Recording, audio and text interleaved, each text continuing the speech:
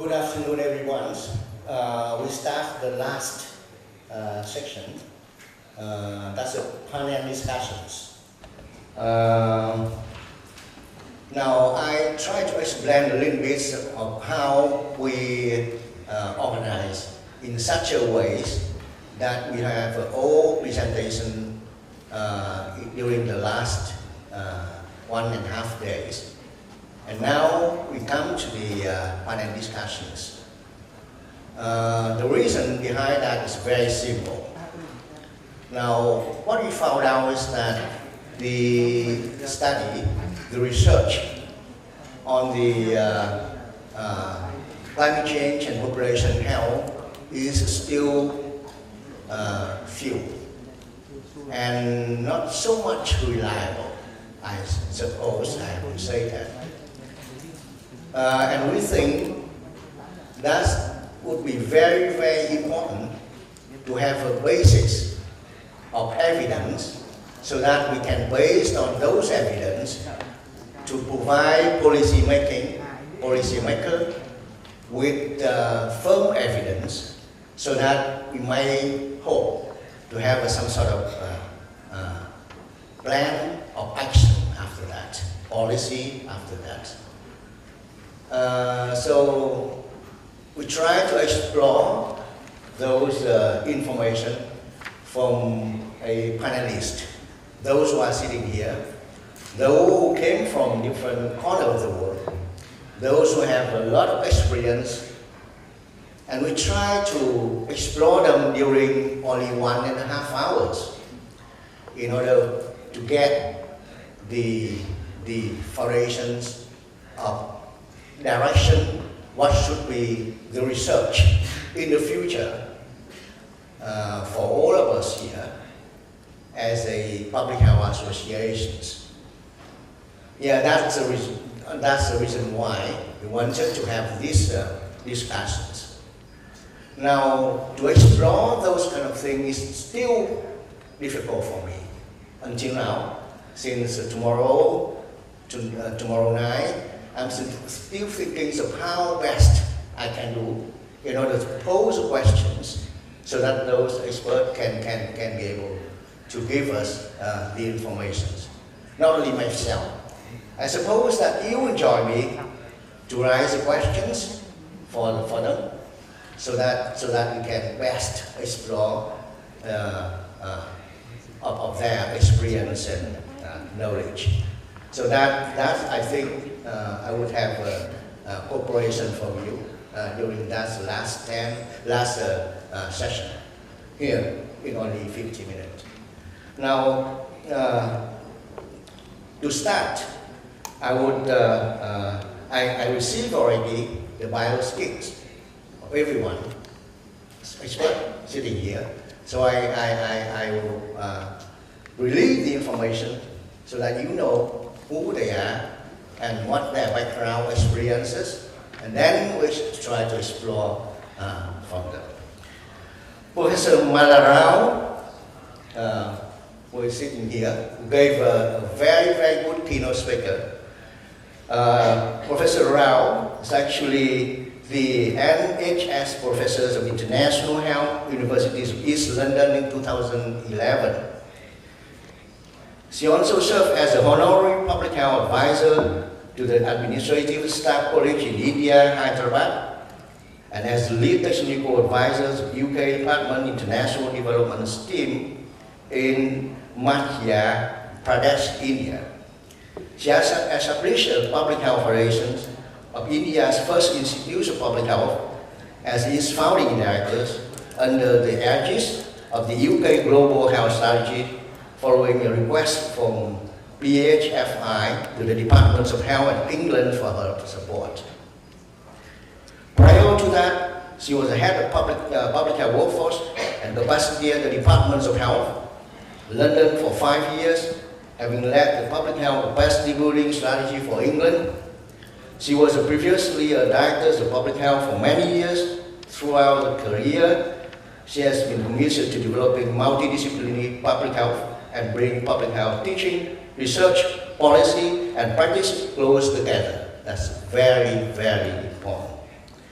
More recently, she has been contributing significantly to strengthening the India-UK strategic health partnership. Mala has been active since 1990 in raising awareness of the link between climate change, sustainable development, and health. She instigated, part brought coordinated by the highly committed book, The Health Practitioner's Guide to Climate Change, published in 2009, and referred as to a wake-up call for the health profession by then President of the Royal College of Physicians of the UK. She also led the writing of the health chapter in the Government of India 2010 assessment of impacts of climate change and has contributed to several authoritative books for references on climate change. That's Dr. Professor Mala Rao. We gave her a big applause.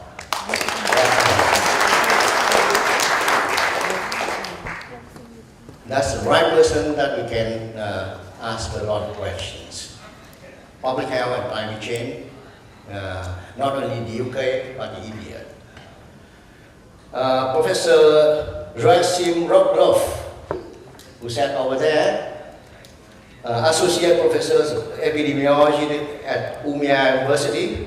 He has a PhD in Environmental Health, a Master in Statistics, and Bachelor in Mathematics. Dr. Professor Rockloff's expertise is within statistical and mathematical modeling of disease related to meteorology and climate change. Dr. Rockloff is the leading of the group, around 20 people, specializing in research in health risk of resilience to environmental exposure and climatic change. He has been working with in-depth network and helped facilitate the PRIMO studies and his active chapter of scientists to the IPCC 5th assessment report, the second working group. Dr. Rockloff is active in several extremely funded research projects at Umia University. He is also active teaching research methodologies in climate change and health studies and biostatistics for PhD candidate at the medical faculties of Umia University. So we have a big applause for him. Welcome him. Dr. Candy will just give a very, very interesting keynote speak today. Professor B is Professor of Public Health and Epidemiology in the School of Population Health at the University of Adelaide, Australia. He has studied impacts of climate variabilities on vector-borne diseases, enteric infection, heat wave population in Australia and overseas for 20 past years. He has been awarded several research grants for this study from the different funding organizations. Professor B has published his research findings in the areas of climate change and population health over the last 20 years.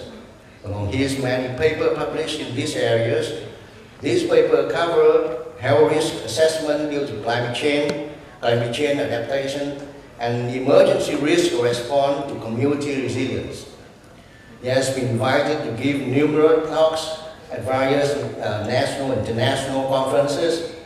Professor B was a written team leader of a discussion paper entitled The Impacts of Heat Wave on Population Health in Australia, under the scheme of National Climate Change Adaptation Research Network Human Health as node leaders of heat and health. 2010, Professor B and team, together with the SA team, Emergency Services, SA Health Bureaus of Meteorology, SA Families and Community Services, was awarded the Australian Safer Community National Award for the project entitled South Australia Extreme Heat Response. That's Dr. Pan B. Give him a big applause. Professor PhD MD Nguyễn Nga. Professor Nga graduated as a medical doctor from Leningrad Medical University last year gained master degrees in public health in Griffith University, Australia. He had also obtained a doctoral degree in epidemiology from Vietnam National Institute of Hygiene and Epidemiology, and then Vietnam Health Environmental Epidemiology, NIHA, in 2004. He has been working with Vietnam Preventive Medicine Agency and then Vietnam Health Environment Management Agency under MOH as Director General since 2004. He is an adjunct professor at Griffith University, Australia, and an adjunct lecturer in environmental health, climate change, water and sanitation, and hygiene at some medical school in Vietnam. He's also a focal point of the health sector, the support program in response to climate change, as well as the national target program responding climate change into Vietnam. He's a scientist and policy maker at the same time. Dr. Nam, please. The last but not least, I would introduce you Dr. Jin Zhang. Dr. Zhang is an epidemiologist and has a multidisciplinary background for 4 degrees. He awarded a Bachelor of Medicine, a Master of Medical Science, another Master of Sustainability and PhD in Epidemiology. She has been teaching public health in both Australia and China. Dr. Zhang currently works for School Public Health China's Study Center for University of Sydney. She's been conducting research on climate change of extreme and population health for almost 10 years since she started her PhD at University of Adelaide in Australia. Her research goes from environmental health risk and impact assessment to adaptation research for building climate resilient community, especially for vulnerable populations. She has conducted pioneer research in this field in both Australia and China. The health outcomes that Dr. Zhang has focused include mortality and morbidities of communicable diseases and non-communicable diseases, including mental disorder, have a very, very wide range. The target vulnerable population mainly include older population, those who with multiple conditions and medications with lower socioeconomic status or in rural remote areas of both Australia and China. She has conducted traditional research by closely working with the stakeholders and communities. Some of her research findings has already made real impacts on policy and decision making and public health practices. Her work has been recognized by national and international peers, reflect in the prestigious national and international award research grant she received. It's a big applause for her. Yeah, that's our panelist. We'll be starting by saying that the climate change and population health is actually a rather tough themes that we are touching today. But the theme for today's panel discussions is about trying to find out what is the directions of the research on climate change and population health. Research directions on climate change are rather not so difficult, since it's a focus on climate change, measuring, comparing now and the past and something. But the climate change and population health is a different questions.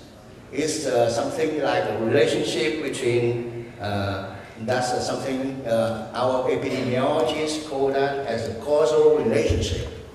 It's not easy to find to define the relationship as a causal relationship.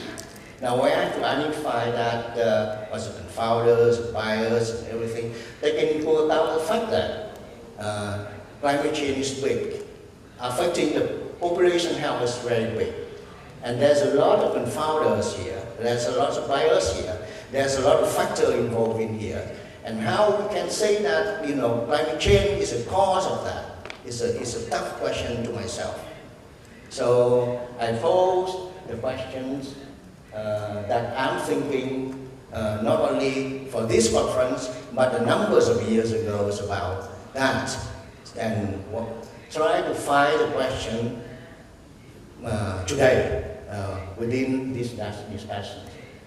So I suppose that for starting the discussion, I would like to know, I would ask each panelist to give their opinions about that. Is that correct question? Or is that something that we have to correct so that we can reach the theme as an outcome today? So I will now just listen, and after listening all presentation, I will then pose the questions. And then the panel discussion, panelists will be discussed with each other, and everything will be recorded, so later on we can learn from that. And of course, as I mentioned earlier, that people from the crowd will be raising questions, and we highly appreciate that. So can we start with this side or the other side, whatever? Yeah. Now, I've been instructed that I have to sit.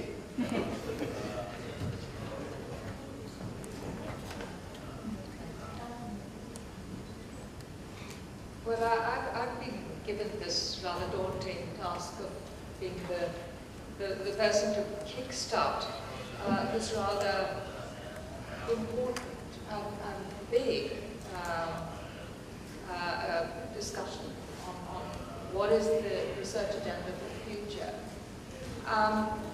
You know, I have to say I've really enjoyed the last 1.5 days because one of the things that I've realized is that although I regard myself as somebody who tries to update myself on the climate literature as often as I possibly can, and I believe myself to be reasonably well read on the topic, it's been such a fantastic opportunity to listen to speakers talking about their research and gaining some insights on issues that I had not already realized that there were answers to.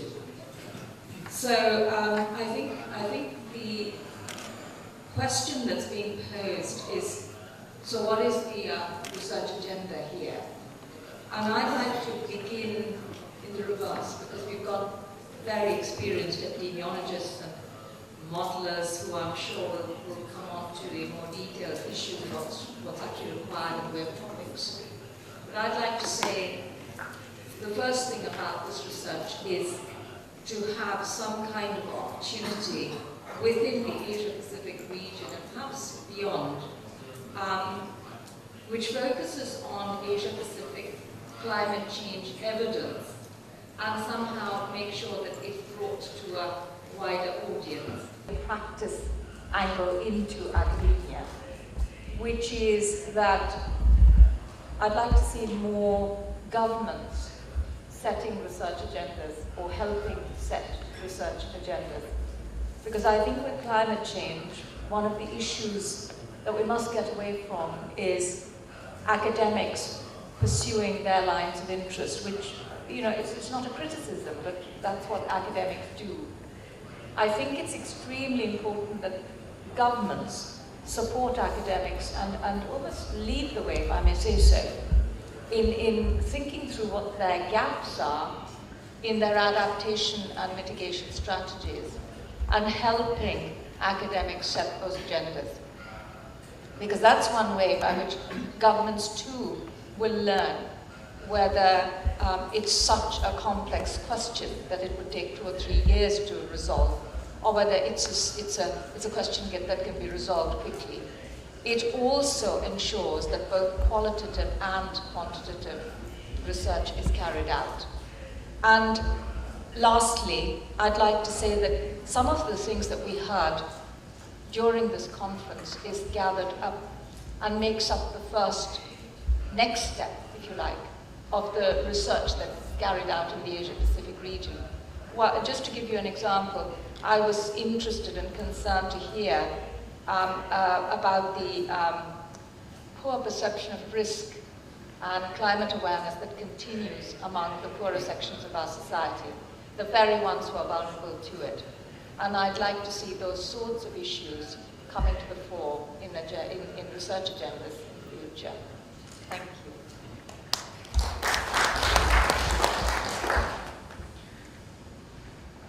As I mentioned before, I guess we got to set up some standard methodology in terms of research in this region.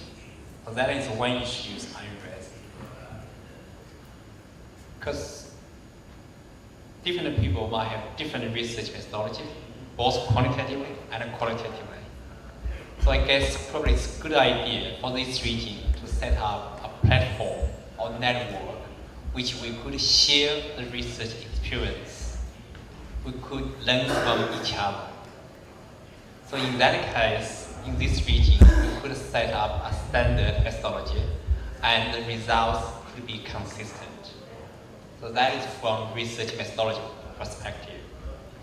In terms of detailed research projects, I think, as I said before, health risk assessment is still a big issue for this region. Health risk assessment. We have done a lot of work to study the impact of climate variation on population health, but the study, the results are not very balanced in different countries. Some countries have done a lot of work, some countries don't. So probably it's a good idea, as I mentioned, to share research methodology so different countries could do very similar work. And also, as Professor Brown said, in addition to the quantitative component work, a qualitative approach should be encouraged, which could get involved the policymakers, different stakeholders, for their contribution. So for example, if we set up the new policies or guidelines, we have to get input from government organizations, NGOs, service providers. How do we get them input? Some qualitative research method probably is necessary. That is part of documentation, I guess. And also increase the community resilience is another issue I would think it is very important to Asia-Pacific region.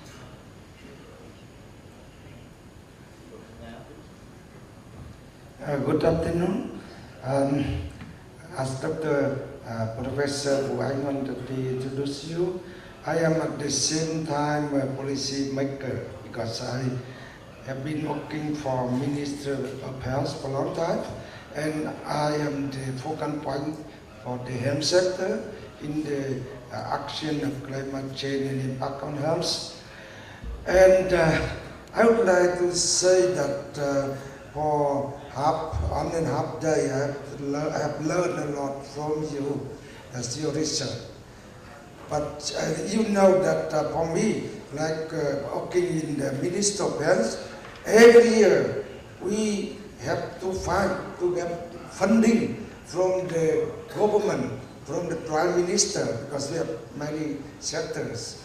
And from our side, sometimes very difficult, because we have quite few evidence-based facts. And government only asks, what you do, but you to show me that the effective of your activity. Why you do that? For example, Minister of Agriculture, we been dumped maybe 100 million US dollars. They give directly because they've been done and they've been late or they grow forest. That's very easy to see, but our activity is very few. Every year I send my letter to the institute, to the provinces, to ask them to give Minister the proposal for the research, but very few, you know. And some proposal is not so good too. Very good for me to go to the government and to protect our funding. You know, this one. That's why we have very few activity. Only we have government funding for research for malaria modeling for the future. Some activities for flooding and sanitations. Some new emerging diseases and some diseases in Mekong Delta is the water level rise. But you know, very few, even in our conference, very few people from clinical, clinician or hospital, you know. But government, they want to have research on the reorientation of our health sectors to adapt to the new situation. For example, how to locate our hospital in the coastal area, how to locate our health centers, and it's still not not any research on this. And our Minister of Health, by the responsibility is to promote community and to train our staff for the climate change and adaptation to climate change, but we still do not have good curriculum, we not good communication material to do that. And I think in the future we should have more research on the adaptations, like reorientations, healthcare system, and communications to the community, and training for our health staff. Okay. First of all, I would like to say that I agree with the chairman's comments on the moderator's comments about the uncertainties and bias exists on current climate change research and public health. Because unlike the traditional risk factors such as obese and smoking, climate change is a distal risk factor for human health. But there is one key principle in public health and sustainability, which is precautionary principle, which means we have to we have to do something without fully understand the underlying mechanism or causal relationship you mentioned before between climate change and public health. Otherwise, it's too late to prevent any disasters. That's the first point I would like to raise. In terms of the research directions, because my research has been focused on vulnerable groups in response to climate change, such as the elderly, children, the lower socioeconomic status, the poor, and the ethnic minorities. In the Asia-Pacific region particularly, we are very culturally diverse region. For example, in China we have 56 minority groups, ethnic groups. And in Vietnam, I think that there are more than 50 ethnic groups, and maybe 1,000 in Indonesia. Just kidding. So how can we address the barriers, the challenges we will meet when we do research on adaptation and mitigation, such as the languages barriers and the culture sensitivities, and also the inequality across regions and between and within countries? I think that's very challenging tasks, and definitely needs further more research to address this issue, because climate change will eventually affect those most vulnerable groups and communities. And the other point, the last point I want to raise is the the importance of doing translational research can't be addressed enough. Many students ask me why we do research, why we do study epidemiology, statistics. What's the meaning of doing research anyway? I am an epidemiologist and I have people published, but only after I actually doing research on climate change and public health, I have the feeling that my research is so closely related to changes in policies and public health practices. And one of the key things for doing translational research that will have real impact on individuals, communities, as well as policy and decision makings is to get the stakeholders on board at a very early stage, to develop your proposals, your research questions together. So then that will be I think the easiest way to get the results translated into real impacts, such as we are doing here with policymakers from the government and other industry partners as well. I think that's the way to do research, to do more research with the result that we can see have a real impact on adaptation and mitigation to climate change. Thank you. Thank you. Well, I agree totally with the previous speakers. Quite convenient with the last one. Most of the discussions and evidence in low and middle-income countries on impacts for health was basically generated from global models with big uncertainties and no capacity basically to adapt and to use that information. So in the process to generate more local evidence and capacity, I think that's incredibly important. And obviously there is a lot of things going on now on that part.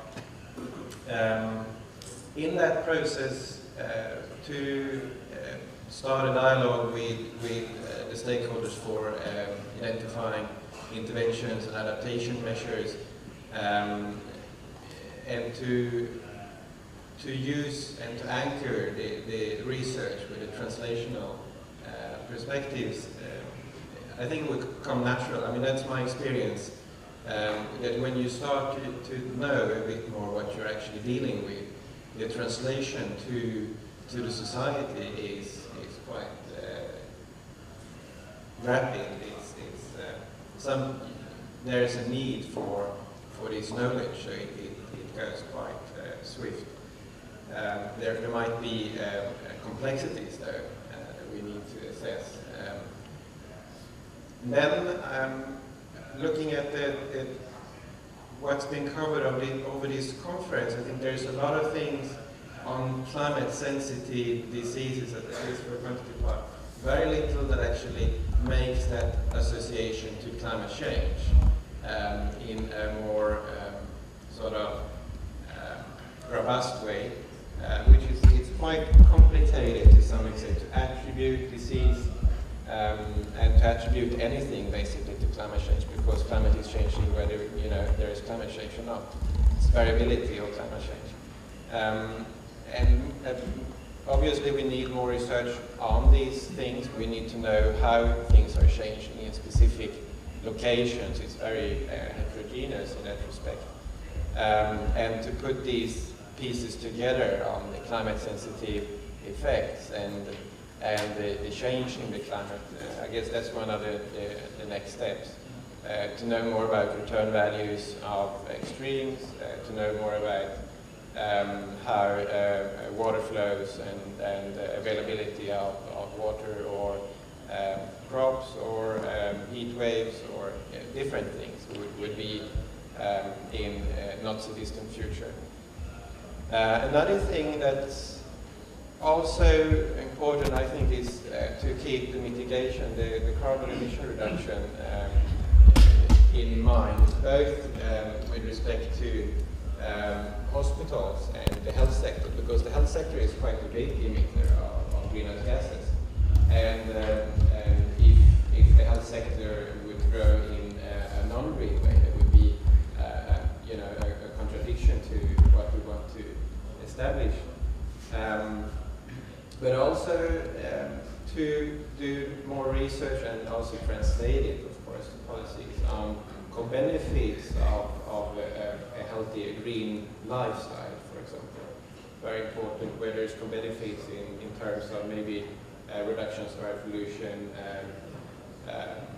various aspects of co-benefits is a bit missing, I think, and that also needs to be somewhat locally anchored to be effective in the national and local perspectives.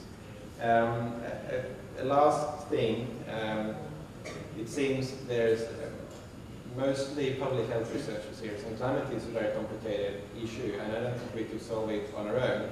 We need to collaborate between disciplines and work on an intersectoral basis to actually manage the challenges, because some things are really hard to tackle on our own, and that's also something we need to incorporate in everything we do to work intersectorally, cross-disciplinary. Yeah, it seems that we've been suggested that to respond to the to do research toward how to do research rather than what to do. Research. My emphasis here is that more about the climate change and population health. That's a combination. That's a causal relationship. But I'm happy to hear that some figures that try to do. That's a very direct questions. And try to do some sort of measuring climate change. Compare that currently with the past, and identify the changes, and then try to observe the other side, the disease, particles, population, vulnerables, or something like that. So to try to link up those kind of things. But so are some things that we can go in the future. Some more questions. Professor Rao, you developed already the book entitled The Health Practitioner Guide to Climate Change. And this has been highly appreciated by the people not only in India, but also in the UK and everywhere, I suppose. What was the main content of that? And based on what you develop this kind of very useful and acceptable, welcome book like that.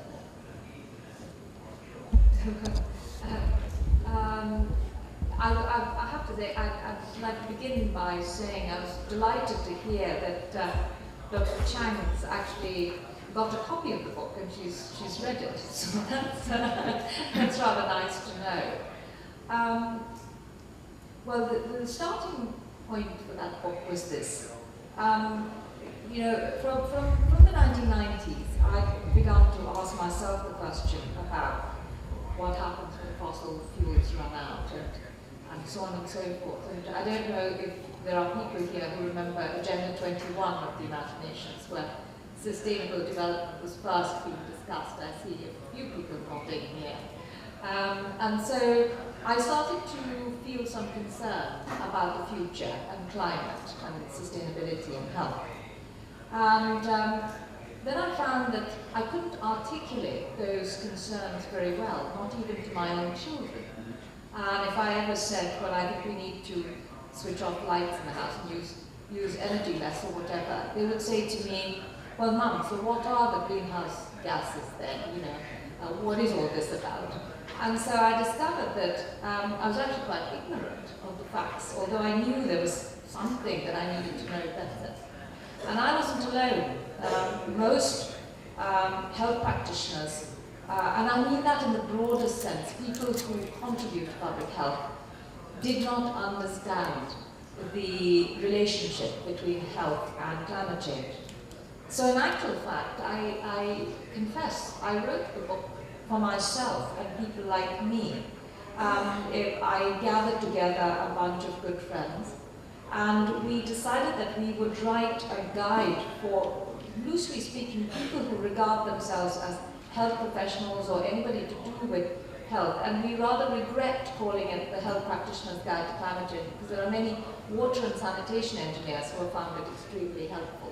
Because what it does is it starts to explain, so what are the greenhouse gas emissions? What is IPCC saying in the clearest, simplest way?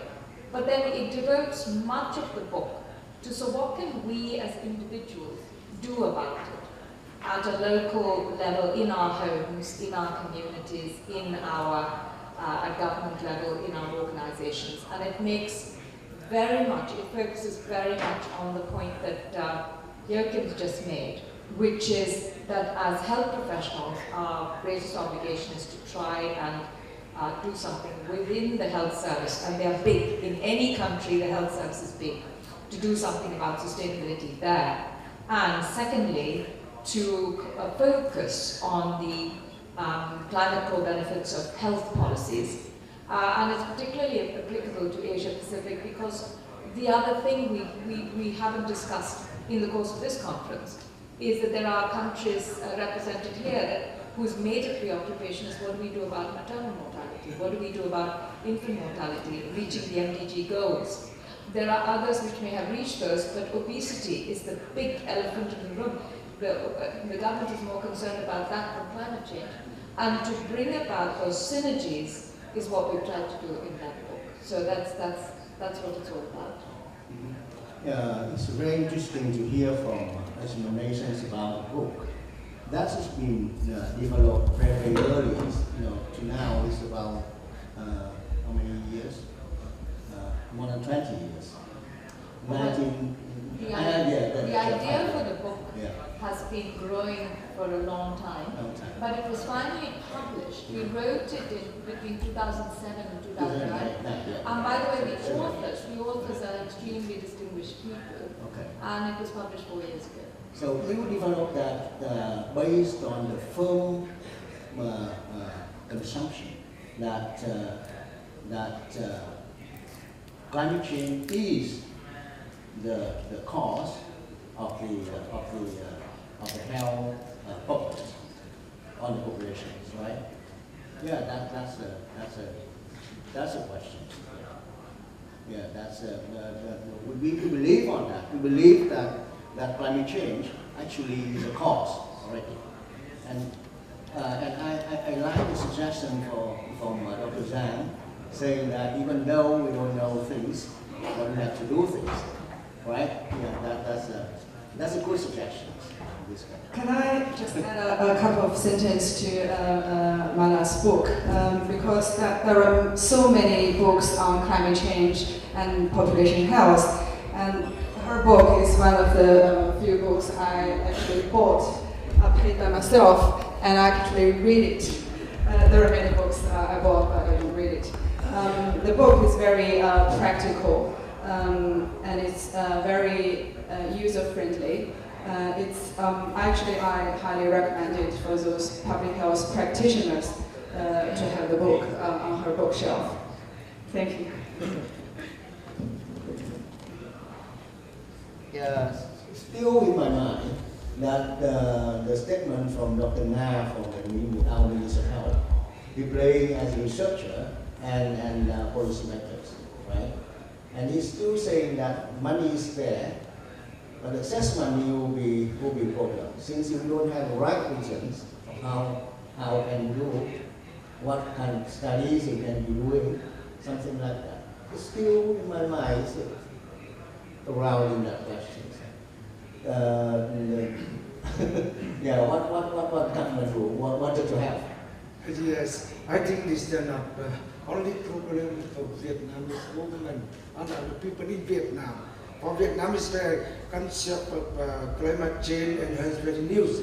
But when in the region, in many countries, facing same problem, I would like to inform you that next month, from 9 to 12 of December, the Southeast nation, South Asian nation, and each nation like I think China, Korea, and Japan, been gathering in Jakarta by invitation of the Indonesian government, and we have the 3-day thematic group working on the problem of climate change and impact on health, and how to develop strategy for the region in the area.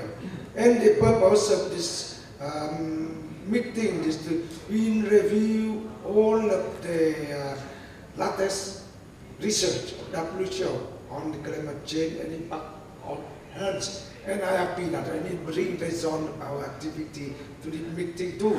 And they help the exchange experience and information to each country to develop strategy, and including research and research and analysis and adaptation measures. Yes. And I say that for policy makers, we have again bring to the government to ask funding. We should have good, very good design in research. You know? I think that I mean, it's a very important question, of course, funding. In climate science, there is a huge funding to all types of natural science without health. I mean, health is only a tiny too tiny bit of all this research. And I mean, we need to work on those policy aspects, on the funding availability, and really bring health into the climate agenda, because it's not really, I mean, it's a really important outcome of climate change, but it's not really on the agenda today, in my, as far as I understand. And that's a very important debate to engage in. Yeah, to change the skewness of the funding from different sectors. So in Australia, we just changed the government, and this year's research fundings, both ARC, Australia Research Council, and the HMRC, National Health Medical Research Council, as far as I understand, not a single research project for climate change and health has been funded. For the UN meeting in Washington, just finished last week. Do we have delegates from Australian government to attend that? Mike? No. So, yeah. So funding could be an issue in, at least in Australia. I mean, research funding. Funding is very important in terms of doing research, but what kind of research will be focusing on? As far as I understand the panelists, different kind of panelists, is about trying to identify the problem, I mean health problem caused by climate change, right? With perceptions that, you know, with firm assumption that, you know, climate change caused by climate, health effect has been strongly caused by climate change, right? Okay, that's the way that we have to do. And the 1.5 days we just passed, there's been suggestions of what to go further. Is that what I can say? Please, yeah, please. I think it has, because I'd like the others to confirm whether I'm right.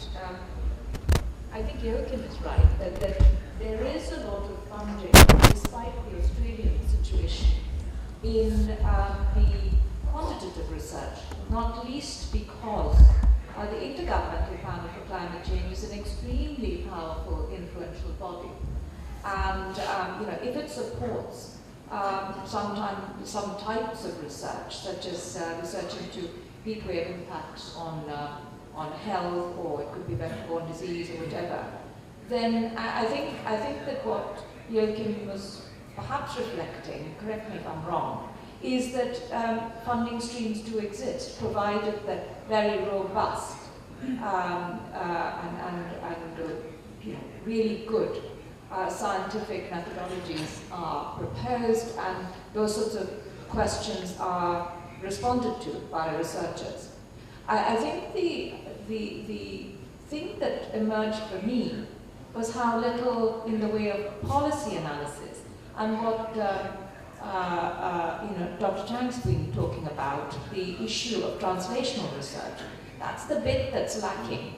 In fact, Don, I don't know if he's still in the room, but Don made a very eloquent presentation about the fact that post-Haiyan, the question might be asked, we know how to set up adaptation, but why do people continue to die? So what is it about a government policy where surely, is there any national head of government who doesn't say, we must make sure that all lives are saved when there is a disaster?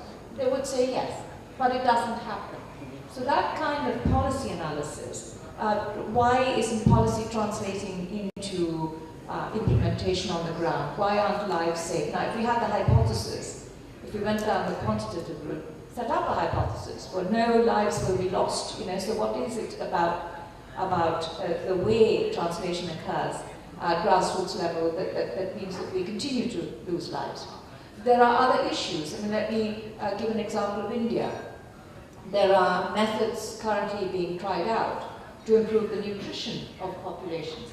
And all the time we know that climate change is making nutrition worse and worse, and people are getting more and more undernourished. Are those particular policies, which sometimes are recommendations of WHO, do they actually work in the communities, or is there more? There are an awful lot of these sort of what might be termed social science questions, which are waiting to be responded to, and we really haven't tapped into the funding sources for those sorts of research. And I suspect that if we tried hard enough, we would succeed in getting them. The other thing is the Asia-Pacific public health community surely has the influence and power, collectively, to say, hey, we need money for this, irrespective of what the Australian government says, and try and secure some.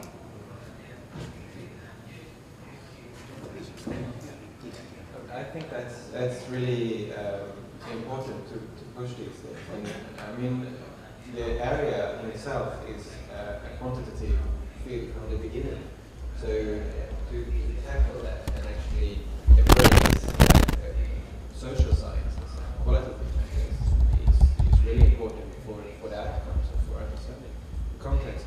Something that I think is related to this translational part as well, I think research and policy in itself at a high level, it needs to be supported by capacity and understanding and knowledge and training at all levels.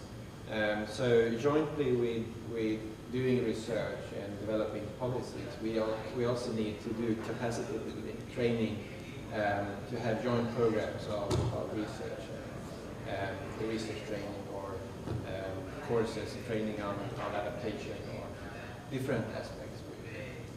Because, there's been generated results, impacts, and estimates of health burdens in regions where there's no capacity to do anything at all. And that's even, it's policy relevant, but we should be able to translate it to something, and there's nothing to translate with.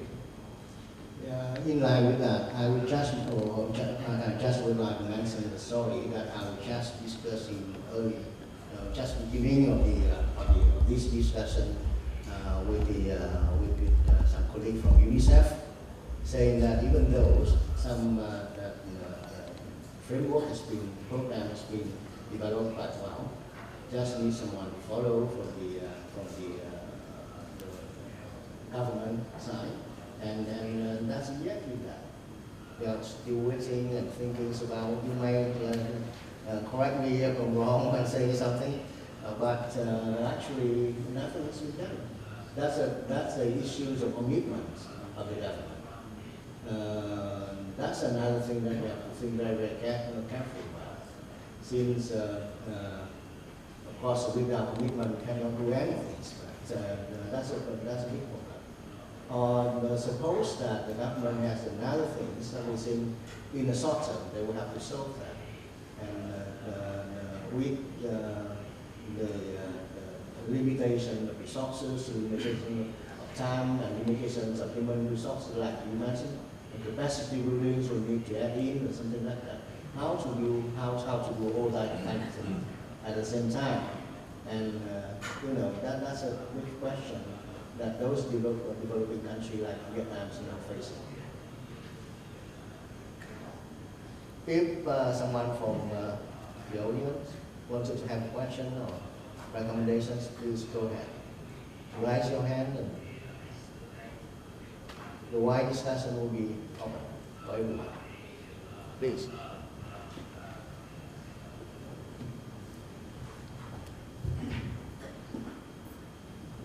Thank you very much. I'm Ling from the Hungary School of Public Health, and I agree with all the ideas of the panelists. However, it reflects me some of the concerns. Like Professor Malara said that it should be better to have the government set up the agenda for the research. However, as I know that not many countries have that kind of way of doing things already. So if in my opinion, it should be two ways, not just waiting for the government to set up the agenda, but as a researcher, we should be more active.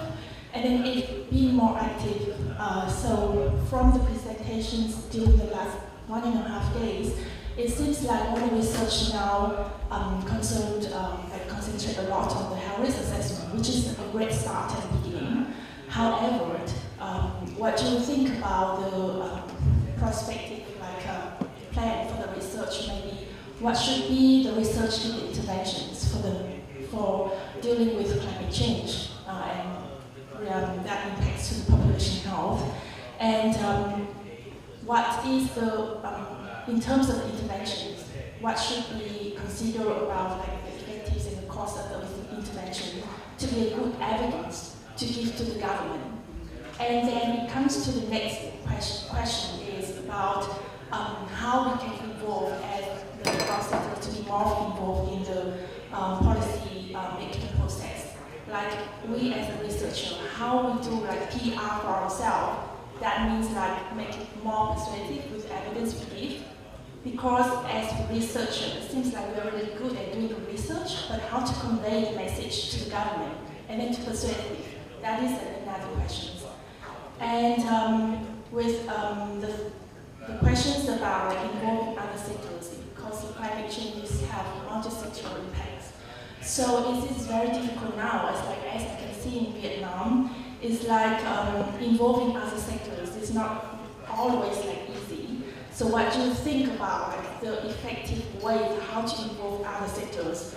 Just for example, giving the training for other sectors for them to see that climate change influence the population health, and we need the efforts from different sectors, not just Ministry of Health or self-health sectors. But even we give the training for something like that, the people attend the training mostly from the people who knows about health, not the people from economic spectrum or infrastructure or other sectors. So what do you think about the approach, how to make them more involved? And it is a really difficult question. I can't have an answer for that in the situation now. So just some of my consideration. I hope that I can have some ideas from the panelists. Thank you.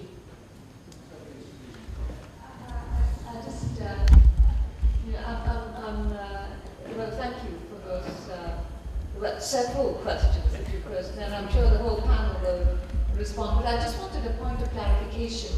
I wasn't suggesting that the government sets the agenda. I just said that the government needs to be part of the stakeholders who set the agenda. Too often what does happen, and it happens more often with, for example, health service research, where you may find researchers come in and they say that I'm going to do the most elegant piece of research, which is going to be $1 million, and I will give you the answer by 2020. And the government needs some answers now.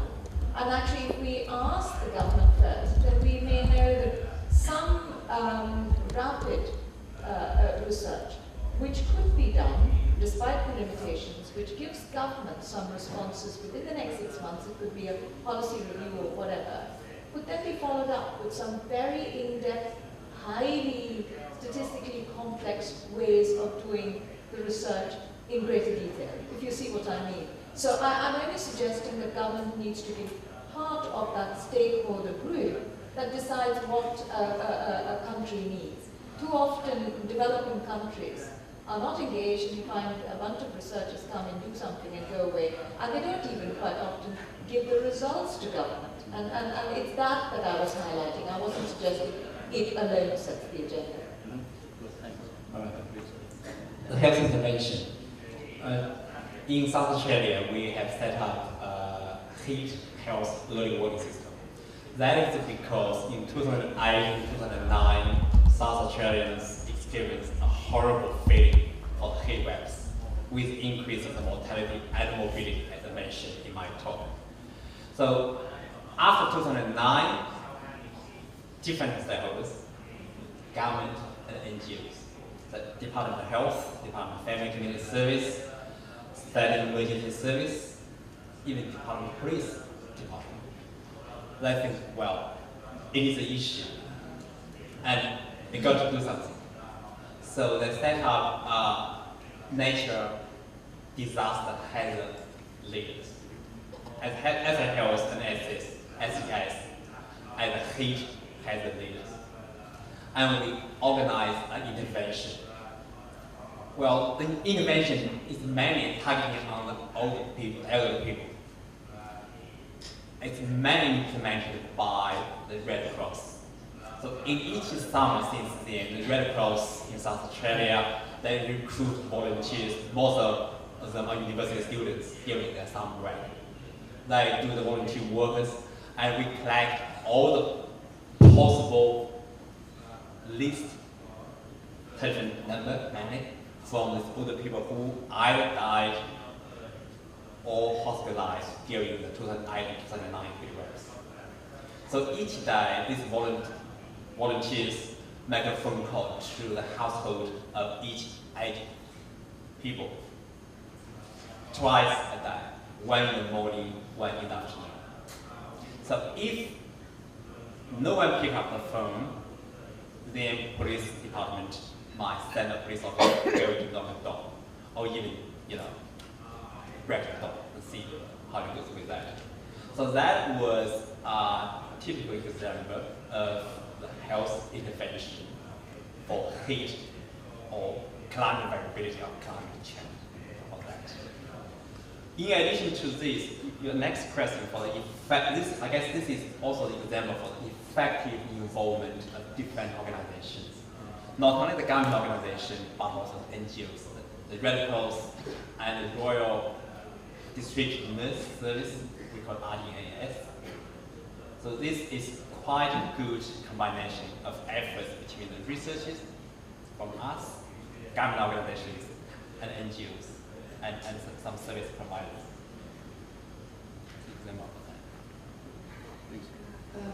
I would like to add on to the point of doing research cross-disciplinary. There is one of the research directions in climate change and health is about the co-benefit analysis of climate change mitigation measures.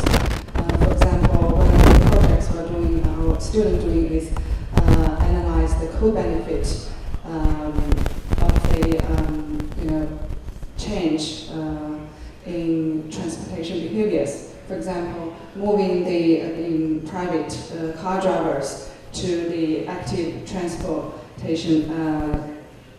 cyclists and walkers to the reasonable distance, which will bring not only the health benefit but also the environmental benefit and economic benefit and even the social benefit.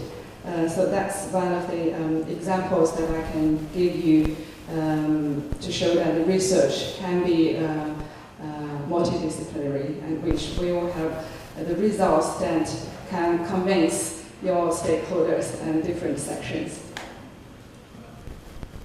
Yeah, please go ahead, and then My name is Craig for the insight, and thank you very much for all the thoughts. Just reflecting on research and future needs, I don't know what the panel thought moving forward, not in terms of silos, i.e. specific disease-specific silos, and not even just with academic institutes who often perhaps compete against one another and main drivers to get a paper published. But this is an opportunity to shift the paradigm a bit and include, as you're suggesting, many other stakeholders to be part of the research together, that fundamentally take a systems approach and a holistic approach, putting populations first. Now, I'm just throwing that out, and just food for thought, but also want to suggest that as Professor Rao was suggesting, some of the priorities for research are not necessarily the impact of climate change, what governments and key decision makers need now, not 5 years' time, is what works and what doesn't in terms of governance structures, accountability structures, right down to commune level, for example, in Vietnam. Service delivery, what works, what doesn't. And fund flows, how money flows. We all know and live in different countries where money gets stuck for different reasons at national level and doesn't flow. And those three elements could actually help look at different ways of what issues work, what doesn't. And again, I wonder what the panel thought about coming from a research background. It doesn't have to be perfect. How can we move the research agenda perhaps on those three issues and not make people scared of making mistakes, but be able to learn mistakes as they're doing, so shifting research into learning is doing. So a bit of reflection on learning is doing, not making mistakes, and also shifting the paradigm to be more inclusive of research and perhaps those three elements of research moving forward to make things work. Thank you. thank you. Let me tell you a story that I just learned yesterday. After the presentations of Professor Morales, she said that above 29 degrees of Celsius, so each degree of Celsius increase that lead to about 3.7, 3.5 increase in mortality. That's a very, very persuading evidence. Now, my questions go to Professor Robles. Since you've been doing a lot of modeling exercise or something like that, is there any other exercise like that, like the heat wave in New Delhi exercise that Professor Rao has been advising? Can you repeat the question? Yeah, the question is that doing modeling. Yeah. It comes up to what kind of modeling about link up between climate change and How you link it up? There's, I mean, most of the modeling, in some respect, would have to be locally anchored because it's going to turn out slightly different in different areas. The social context, everything, you know, and the climatological context is different. People behave differently. They are at different levels of adaptation to environmental stressors. I think still you need to develop local capacity to assess and to develop local adaptation measures to the circumstances, and in that part, to make a judgment also because of the financing. It has to go to the most prioritized area, so you spend your money best. I don't know if that's. There is a lot of different methods you could use for assessing climate and weather impact, and climate change attribution. Mostly quite complicated, but when you, and that's one step, which I think has been started here to some extent. But then when you want to bring it into communities, it's something different, if you want to do an early warning for heat waves, you also need to know that people follow the instruction. It's not enough to do a warning.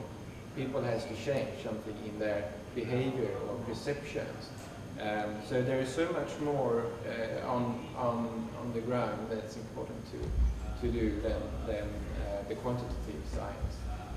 Although that's also very important and guiding these prioritizations. Okay. Don't know if that was something. Yeah, I guess that's why I suggest at the beginning, it's like probably it's a good idea to set up a network or training workshop or training program to make the research method standardized, so we could make the research results from these regions more consistent. So I guess for the past couple of years in the IC conference, International Society for Environmental Technology conference, there, at least in Seoul 2 years ago, there was a training program specifically targeting on people from scientists from Asian countries to set up training programs and what kind of research method we can use, especially for data analysis. I guess this could be done in future as well. Say, for example, in next year or next couple of years, this conference, we can do very similar things, and also we could promote very similar stuff in some other international conference.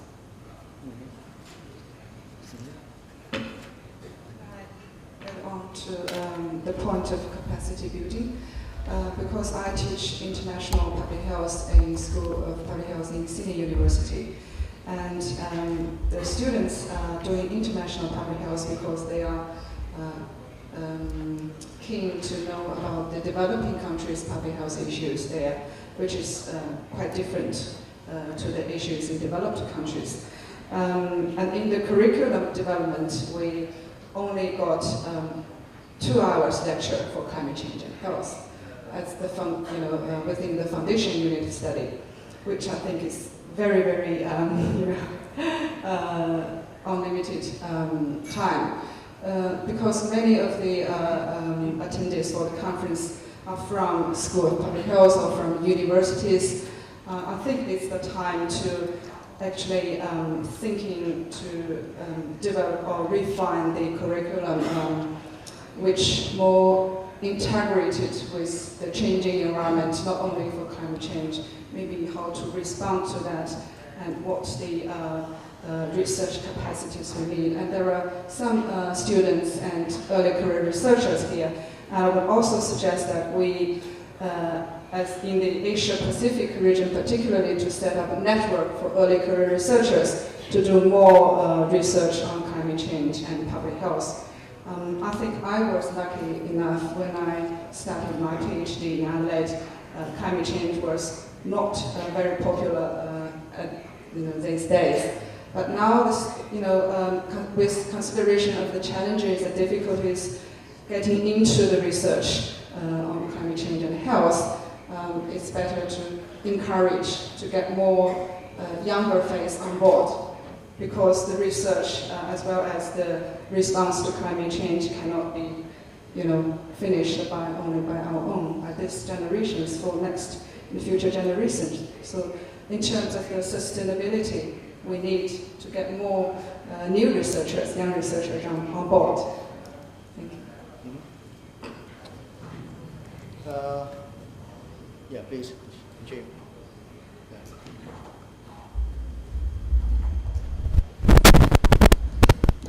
Thank you very much. Jim Schulberg from Canada. Dr. Zhang, you just said something that really struck me. You were talking about international public health and the tendency for us to define that as us looking at the issues in developing countries rather than really it being global public health, of looking at the interaction or the impacts of actions in countries on other countries, whether they're developing or developed. And I think this is central to what we're talking about, because all of the research that we tend to be focusing on, because of this region, I appreciate that, is looking at the impact of climate change on low and middle income countries in this region. But the causes of that climate change are not necessarily only from this region. As I said yesterday, my country is exporting fossil fuels to other countries. Why are we not doing research on how to galvanize action from this region to stop my country from exporting fossil fuels? Why are we not doing that type of research? That is the mitigation stuff. We're doing the adaptation.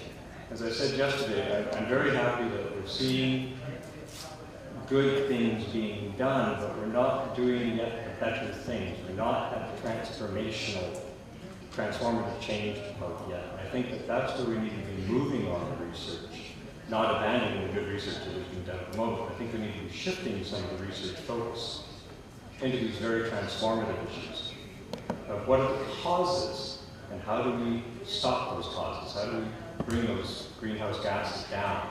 That seems to be one of the two central questions. I think the other issue on the funding side, the question I've got, because I'm not in climate change as an area of focus, but if the funding is not being put on the health issues related to climate change, where's the funding being put? What are the foci for the funding for the research in climate change? And how can we work with those groups to shift it into the whole issue of health? So, are there any other questions and comments on that, on this one? And if not, I would say is that we stand up here and put the paper. Now, we'll follow, we'll try to find the questions of what. In order to do that, we got a very, very wise advice, suggestion that we need to do things without understanding whole understanding of the things. I think to me that's a very, very good lesson that even though during the time of understanding more, we need to act something. That's a good thing to follow. In order to do that, since we are more focusing on research, I would say that what we need to do is that we need to, since here's the international regional conference, we need to set up some sort of platform, as a suggestion from Professor Pandy, that we need to set up some sort of platform, sharing and doing research together, so that we can share our experience, we learn from our friends, so that that would be. So we have to think about that in terms of means of our regional administrations here, on how public health, each national public health association will have to do. We have to sit together and setting on how to set up some sort of platform, and how platform will be doing the good things. Yeah, that's what I'm thinking myself. We have to think about bringing both qualitative and quantitative all together, so that we can have some sort of comprehensive understanding of what is happening in terms of doing research. We have to use some sort of participatory research to bring those who are marginalized to join us to do some research, so that we can take into account what their requirements and what they need to do, what they need the problem to be solved, in what way the problem will be solved, that kind of things. Since we understand very, very clearly that the silo is only available within the academic environment, it's not available in the reality, in the field. So bringing a student, bringing research to the field, doing research over there, that will be the direction for us. Now we have to think about widely, comprehensive, so that we can do research not only focusing on one small thing, but a little bit rather broader than that. We need to have a multidisciplinary approach. More sectors will be involving research, and by that we have a wider voice louder voice from those who need it. Research will not be focusing only on technical problem. That should be focusing on social, financial, so that the government might be persuaded by the things that those kind of things will be affecting the academic development or something like that. They will be willing to share with us the resource for doing research. Capacity building will be very important part in doing research, in implementing research. So capacity building and training part or something like that will have to be taken into account and plan for those kind of things. And I think also that shifting research, as Jim mentioned, we have to think about very seriously, because something, especially those developing countries, there's always having some sort of barrier politically and some other aspects. So we have to be very careful thinking about that and try to find the wise way to do such kind of research. Otherwise, we fail before we do research. I'm not saying that, before we get the funding or something like that. Yeah, that's what I have noted here as the opinions of from the panelists. And I suppose that since every talk has been recorded, we'll study that very careful. We'll try to catch up with the new ideas, initiative, and then we'll circulate that later on, so that we may learn from that matters.